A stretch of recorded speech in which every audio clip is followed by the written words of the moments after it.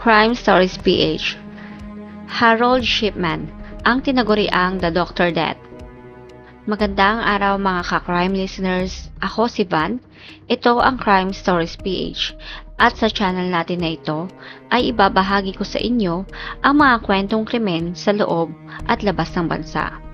At kung meron man kayong mga nais i-request na pag-usapan natin, ay maaari lamang kayong mag-request. Simulan na natin ang ating kwento.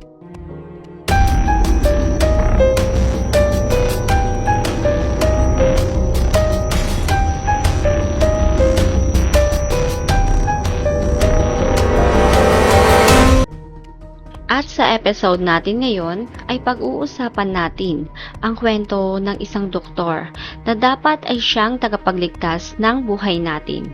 Ngunit kabaligtaran ang kanyang ginagawa. Imbes na gawin niya ang lahat ng makakaya niya upang mailigtas ang buhay ng kanyang mga pasyente, ay siya pa mismo ang pumapatay sa mga ito. Siya ay si Harold Shipman, kilala bilang Death Doctor.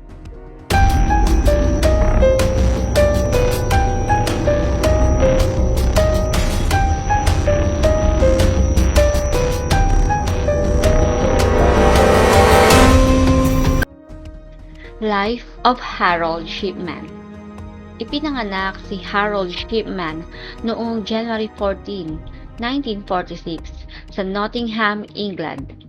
Bata pa lang ay makikitaan na siya ng katalinuhan at mapapansin din na siya ay seryosong tao. Nag-aral siya ng medisina at naging general practitioner.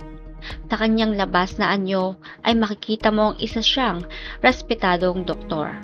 Ngunit kapag siya ay nasa loob na ng kanyang klinika, ay lumalabas ang kanyang lihim na sikreto.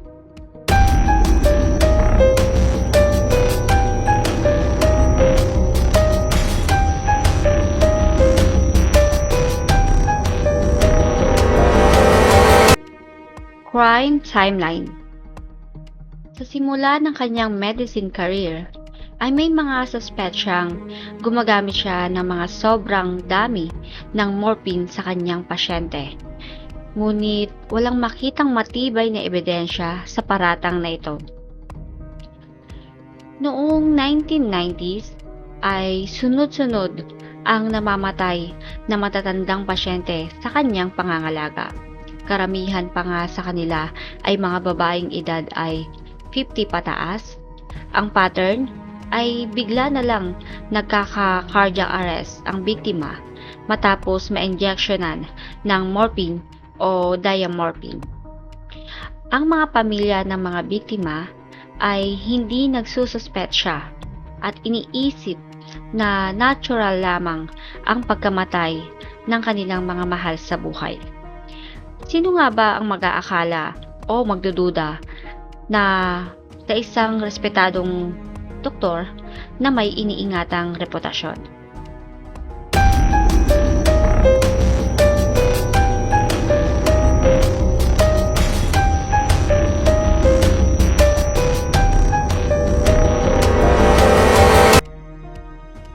Ang imbestigasyon. Noong 1998, isang kaso ang nagpabago sa lahat. Si Kathleen Grundy, isang healthy na babaeng edad ay 81 years old, ay bigla na lamang namatay. At meron itong ginawang will na ang lahat-lahat ng ari-arian nito ay mapupunta kay Shipman. At dahil nga dito ay nagdulot ito ng malaking hinala. Kaya naman, pina-autopsy nila ang matandang babae. At lumabas sa resulta na may mataas na level ng morphine sa katawan ni Kathleen Grundy. Dahil dito ay nagkaroon ng malalim na imbestigasyon.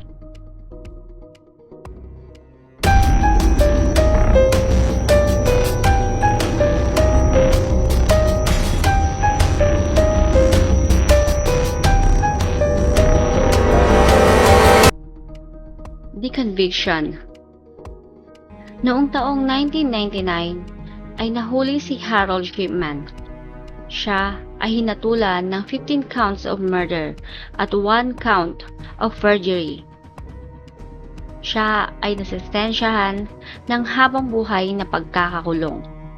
Pero ayon sa mga investigador, pinaniniwalaang nasa mahigit 200 pasyente ang kanyang napatay sa loob ng kanyang medical career. Isa siya sa pinakanakakatakot na serial killer sa kasaysayan ng UK.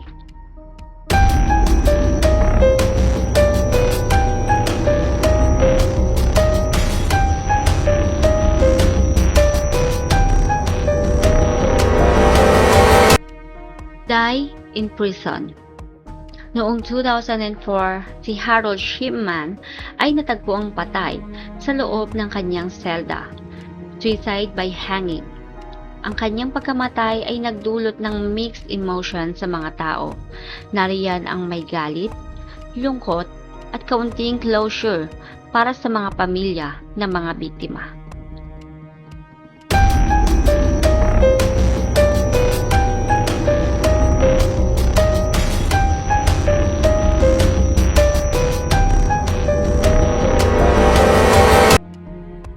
Mga ka-crime listeners, ang kwento ni Harold Shipman ay patunay na minsan ang kasamaan ay pwedeng maitago sa likod ng isang propesyon na dapat ay siyang nagliligtas ng ating mga buhay.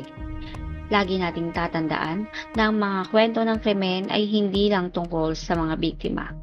Dahil ito ay tungkol sa mga biktimang ang buhay ay may mga sariling pamilya, kaibigan, at pangarap na hindi na madudugtungan pa dahil sila ay ninakawan ng pagkakataon at buhay. Ako si Van at ito ang Crime Stories PH.